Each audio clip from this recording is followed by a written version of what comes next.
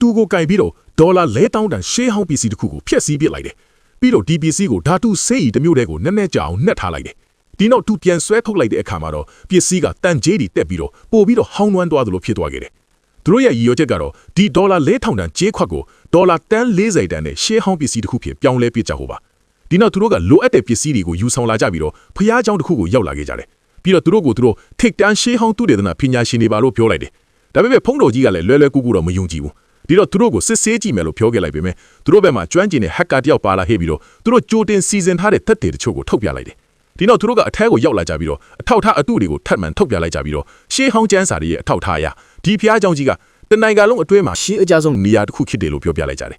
ဒီတော့ဖျားเจ้าကိုအရန်ချစ်တဲ့ဖုံးကြီးလည်းဒီစကားကသူ့ကိုဖမ်းဆမိသွားခဲ့တယ်သူလည်းစိတ်တွေလှုပ်ရှားပြီးတော့သူတို့ကိုဖျားเจ้าရဲ့မြေအောက်ခန်းတွေကိုလှက်ပတ်ကြည့်ကိုဖိတ်ခေါ်လိုက်တယ်ဒါကလည်းသူတို့ကြိုတင်စီစဉ်ထားတဲ့အတိုင်းပဲစကန်နာဆက်တစ်ခုကိုထုတ်ယူလိုက်ကြပြီးတော့ဆက်မှာမြေအောက်မှာအမတန်ရှေးကြတဲ့ရှေးဟောင်းပစ္စည်းတစ်ခုရှိနေတယ်ဆိုတာပြသနေတယ်လို့ပြောလိုက်ကြပြန်တယ်ဖုန်းကြီးကတော့သူတို့ကိုကြည့်ပြီးဖြူးကလေးနဲ့မယုံကြည်နိုင်ဖြစ်နေခဲ့တယ်ဒါပေမဲ့သူတို့ကလည်းဆက်ကသာပြနေပြီမဲ့ဘလောက်ထိကောင်းတဲ့ပစ္စည်းလဲဆိုတာတူးကြည့်မှပဲသိနိုင်လိမ့်မယ်လို့စိတ်မကောင်းဖြစ်တဲ့ပုံနဲ့ပြောလိုက်ကြတော့ဖုန်းကြီးကလည်းသူတို့ကိုတူးကွန်ဖြူဖိလိုက်တယ်ဒီတော့သူတို့ကအသင့်ယူဆောင်လာတဲ့ရှေးဟောင်းခွက်ကိုထုတ်ယူလိုက်ပြီးသူတို့တူးထားတဲ့မြေကျွင်းတွေကိုထည့်ပြီးတော့မြေမုံတွေနဲ့ဖုတ်အုပ်ထားလိုက်ကြတယ်ခဏကြာတော့ဖုန်းကြီးကစစ်ဆေးဖို့ရောက်လာတဲ့အချိန်မှာသူတို့ကတတုစားဖွေဆက်ကိုထုတ်ယူလာကြပြီးတော့စစ်ဆေးခြင်းအောင်ဆောင်းပြီးစွတ်တန်တဲ့မြေကြီးတွေကိုဖယ်လိုက်တဲ့အခါမှာတော့သူတို့ထည့်ထားတဲ့ရှေးဟောင်းပစ္စည်းကဖုန်းကြီးရှေ့မှာထပ်ပေါ်လာခဲ့တယ်